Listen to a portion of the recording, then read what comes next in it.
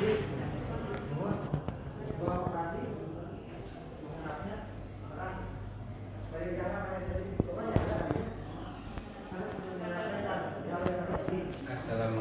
warahmatullahi wabarakatuh. Selamat siang, salam sejahtera untuk kita semua. Perkenalkan, nama saya adalah Abdurrahman. Saya adalah dokter spesialis ortopedi dan traumatologi. Saat ini saya bekerja di Rumah Sakit Umum Daerah Dr. Slamet di Garut. Pada kesempatan kali ini kita akan membahas beberapa topik yang berhubungan dengan kasus-kasus ortopedi dan yang sering ditemukan pada kasus-kasus yang datang ke poliklinik. Misalnya apa? Banyak ada antara lain pengapuran atau pengroposan, radang sendi, atau bahkan pada kasus-kasus patah tulang. Nah, sebelumnya saya akan menyampaikan terima kasih kepada para audiens dan para pemirsa yang telah meluangkan waktunya untuk mendengarkan presentasi dari saya, dan saya harapkan bisa berguna untuk kita semua. Pada kesempatan kali ini kita akan membahas beberapa topik. Jadi yang pertama, ini ada contoh tulang. Nah, ini adalah tulang paha. Nah, ini berhubungan dengan kesehatan. Jadi seperti pada orang bijak yang pernah bilang bahwa kesehatan dan waktu adalah hal yang penting dan tidak kita sadari ketika kita sudah kehilangan itu, dan baru kita sadari bahwa itu adalah sebenarnya sangat penting untuk kita semua. Nah, selanjutnya kenapa sih kita harus membahas ada tulang, ada foto ini? Jadi ternyata kasus-kasus pengapuran, pengroposan itu adalah hal yang sangat banyak terjadi, baik itu pada usia-usia lansia atau saat ini sudah bergeser ke usia-usia remaja muda atau dewasa muda. Jadi pada kasus-kasus pengapuran atau pengroposan, hal itu akan sangat menurunkan kualitas pada pasien itu sendiri sehingga dia tidak bisa bekerja dengan maksimal. Jadi apa yang akan kita bahas hari ini? Jadi kita akan bahas lebih spesifik ke arah pengapuran, dan ada hal-hal yang cukup menggelitik bahwa benar nggak si pengapuran ini dibilangnya adalah habis oli di sendinya, atau benarkah bahwa konsep sendi pada tulang atau pada panggul dan lutut ini sama dengan konsep kita punya engsel pintu. Jadi bahwa tulang atau lutut kita bisa kering seperti minyak oli di engselnya. Jadi sekarang akan kita bahas ya. Nah, ini pada data-data yang kita punya bahwa banyak sekali kasus-kasus yang sebenarnya kita temukan sehari-hari, entah itu di keluarga kita, di tetangga kita, atau orang-orang di sekeliling kita. Jadi apa itu sebenarnya pengapuran? Nah, pengapuran ini sebenarnya adalah masalah pada persendian. Apa sih bedanya pengapuran sama pengroposan? Nah, ini kita bahas nih. Jadi kalau misalkan pengroposan itu adalah kualitas tulang yang bermasalah di bagian sini. Jadi begitu dia terjadi osteoporosis atau pengroposan, kepadatan tulangnya akan berkurang sehingga akan menjadi rapuh dan juga akan menyebabkan gampang terjadi patah tulangnya ketika terjadi benturan ringan. Nah, sedangkan pada kasus pengapuran itu dia adalah kerusakan pada permukaan sendi. Nah, jadi sendi ini kita lihat ini adalah sendi ini adalah tulang paha. Nah, ini adalah sendi pada pangkal paha. Nah, di sini ini adalah di ujung pahanya. Jadi pangkal paha ini dia akan bergabung dengan panggul dan membentuk sendi panggul. Sedangkan pada ujung dari tulang paha ini dia akan bergabung dengan tulang kering dan juga tulang tempurung, dan dia akan membentuk sendi lutut.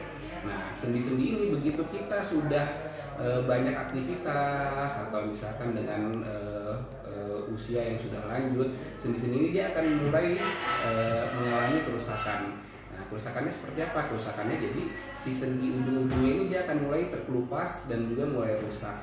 Nah, seiring dengan itu si sendi ini juga akan kehilangan si pelumasnya tadi atau cairan sendi yang berfungsi sebagai bantalannya, namanya sinovium. Jadi begitu cairan sendinya rusak, hilang, permukaannya juga rusak, nah itu akan menyebabkan nyeri. Nah, kenapa kok bisa sih terjadi nyeri? Nah, atau kenapa bisa kok banyaknya rusaknya di panggul atau di lutut, jarang kok di siku, di tangan. Jadi jangan salah, sebenarnya pengapuran ini bisa terjadi di mana aja. Tapi kenapa dia bisa terjadi di mana aja?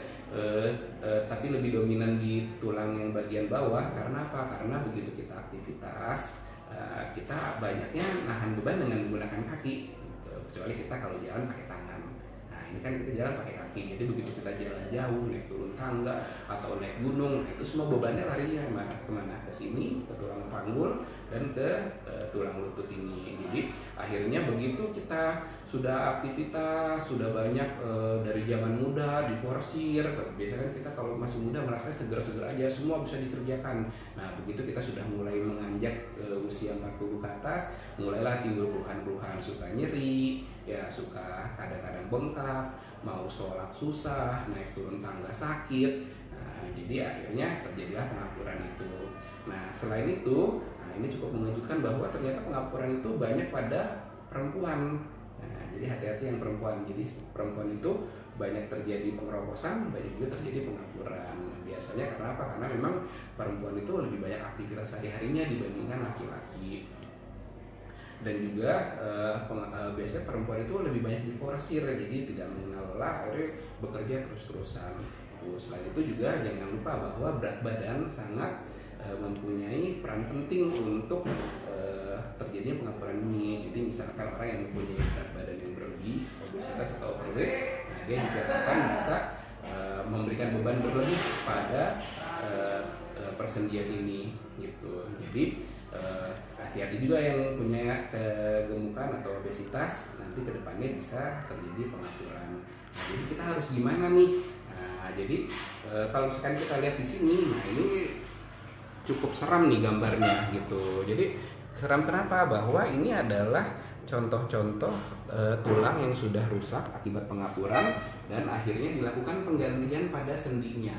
Jadi pada pengapuran itu ada beberapa tahap. Jadi pada tahap awal cuma peradangan aja, lalu mulai beranjak dia sedikit-sedikit ke tahap-tahap selanjutnya, udah mulai terjadi kerusakan, dan yang terakhir sampai mungkin terjadi bengkok pada lututnya atau panggulnya. Nah kalau udah kita lihat di jalan tuh ada orang yang kakinya bentuknya X atau O, nah itu kemungkinan besar dia udah terjadi pengapuran yang lanjut. Nah kalau sudah lanjut itu sudah nggak bisa diapa-apain lagi, pilihan akhirnya adalah operasi. Operasi gimana? Operasi ini ganti sendi. Ini kalau di sini dilihat, ini adalah sendi panggul, ini sendi bahu, dan ini sendi lutut. Nah, jadi begitu orang yang pengapuran sudah rusak, nah ini nanti opsinya adalah penggantian sendi. Penggantian sendi di sini juga macam-macam. Ada yang setengah, jadi cuma kepalanya aja. Ada yang juga sampai kepalanya, bonggolnya dan tulang panggulnya juga diganti. Gitu. Jadi semua itu tergantung dengan derajat keparahan dan kenyerian pada pasien gitu. Jadi kita harapkan bahwa begitu kita terapi, nah kita bisa mendapatkan kenyamanan pada pasien dan pasien bisa kembali aktivitas seperti biasa. Nah, jadi ayo dong masyarakat, teman-teman sekalian, kalau misalkan punya keluarga yang suka ngeluh sakit lututnya, lalu kalau misalnya dia suka nggak bisa aktivitas atau yang kegemukan, nah terus suka ngeluh kalau ketemu, aduh sakit banget nih lutut, sholatnya akhirnya harus duduk nggak bisa jongkok, nah itu berarti tanda-tanda pengapuran. Jadi ayo diajak teman-temannya atau kenalannya, keluarganya, kalau ada keluhan itu datang ke dokter ortopedi. Nah, jadi kalau misalkan nanti kita periksa, kita lihat, jadi semakin cepat kita bisa mendiagnosa, semakin bagus juga hasil yang bisa kita dapatkan.